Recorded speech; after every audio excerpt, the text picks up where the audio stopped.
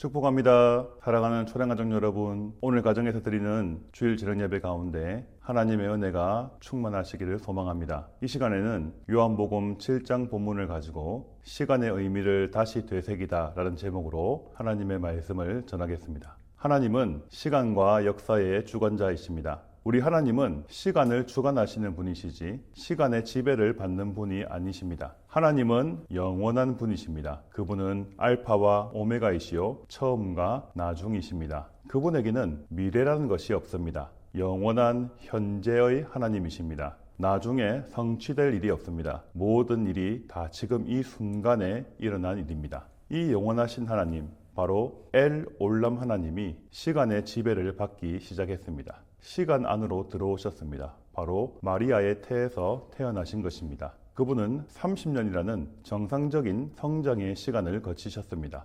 30년을 기다리신 것입니다. 바로 제사장이 되기 위한 나이가 30이었습니다. 시간의 주관자 되신 하나님은 시간 안에 들어오셔서 철저히 시간 안에 자신을 순종시키셨습니다. 예수님은 자신의 때를 겸손하게 기다리셨습니다. 예수님은 12제자들과 갈릴리의 피신에 있었습니다. 예수님을 공격하여 죽이려는 유대인들의 음모가 있었습니다. 그런데 예수님의 친형제들이 예수님에게 당신이 진짜 메시아라면 갈릴리 총구석에 있지 말고 중앙무대에 진출하여 당신의 정체성을 확실하게 드러내라라고 권면합니다. 이제 메시아로 당신을 적극적으로 띄울 때가 되지 않았느냐라는 생각입니다. 그런데 갈릴리를 떠나 유대로 진출하라는 형제들의 권면에 예수님의 대답을 들어보십시오. 6절 말씀입니다. 예수께서 이르시되 내 때는 아직 이르지 아니하였거니와 너희 때는 늘 준비되어 있느니라. 아멘. 내 때는 이르지 않았다. 여기서 때는 바로 카이로스를 말합니다. 특별한 때, 결정적인 시간을 의미합니다. 세상 죄를 지은 하나님의 어린 양으로 십자가에 달리사 3일 만에 부활하는 인류사적 빅 이벤트가 개최될 때가 아닙니다. 그런데 반대로 너희 때는 늘 준비되어 있다고 말씀하십니다. 이 말씀은 무슨 뜻일까요?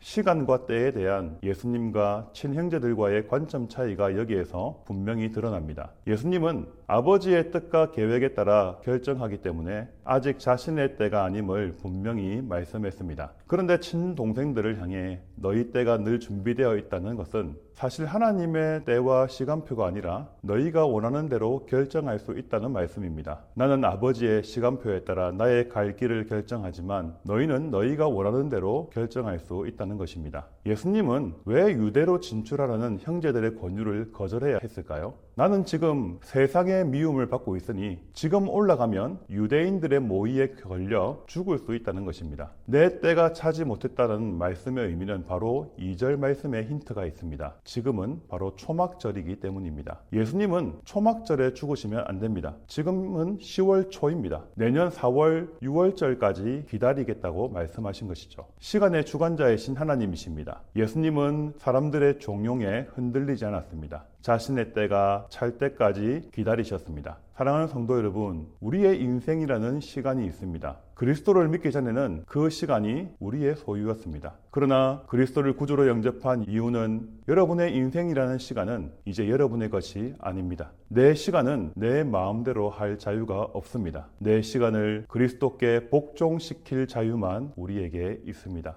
예수님은 공생 이후 세 번째 유월절에 정확하게 십자가에 달렸습니다. 예수님은 자신의 때를 알고 기다리셨으며 자신의 때에 즉각 순종하셨습니다. 그런데 우리 인생은 예수님과 다릅니다. 우리는 내일 하루도 무슨 일이 일어날지 모릅니다. 우리는 절대 내일 일을 알 수 없습니다. 그렇다면 우리에게 시간이라는 것은 무슨 의미가 있을까요? 영원하신 하나님, 시간의 주관자 되시는 하나님이 세상 가운데 오셨습니다. 영원한 하나님이 시간 안에 들어오신다는 것은 곧 무엇을 의미합니까? 하나님이 바로 나의 시간표를 주관하시는 분이시라는 것입니다. 그러므로 우리는 믿음으로 내 인생의 시간을 그리스도를 위해, 하나님 나라를 위해 사용해야겠다는 결단이 필요합니다. 베드로후서 3장 11절 12절을 보시면 베드로는 마지막 때에 우리는 마땅히 거룩한 행실과 경건함으로 하나님의 날이 임하기를 바라보며 간절히 사모하라고 권면합니다. 성도 여러분, 그렇다면 우리에게 선물로 주어진 시간을 무엇으로 채워야 할까요? 항상 거룩한 행실과 경건함으로 채워야 합니다. 하늘에 신령한 것으로 여러분의 시간을 채우십시오.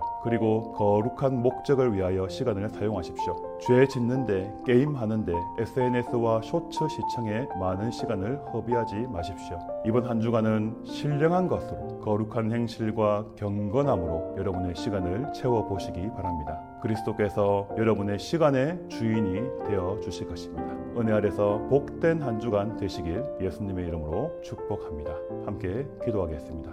하나님 우리 아버지 참으로 감사드립니다. 우리 인생의 주관자 되시고 우리 시간의 주관자 되시는 하나님, 우리의 삶, 우리의 시간 나의 것이 아니라 하나님의 것임을 다시 한번 고백합니다. 우리에게 주어진 이 선물로 주어진 시간을 우리의 육신의 유익을 위해 살아가는 것이 아니라 하나님 나라와 거룩함과 의와 경건한 것으로 채워갈 수 있도록 주님 한 주간 우리의 삶 가운데 은혜 베풀어 주시기를 원합니다. 24시간 7일이 온전히 하나님께 영광이 되는 나의 시간 될 수 있도록 주님 한 주간 우리의 일상 가운데 함께하여 주시옵소서. 사랑하는 초장 가족들 한 분 한 분들의 일상과 가정과 삶과 일터를 은혜 안에서 붙들어 주시기를 소원하오며 이 모든 말씀 우리 구주 예수님의 이름으로 축복하며 기도드리옵나이다. 아멘.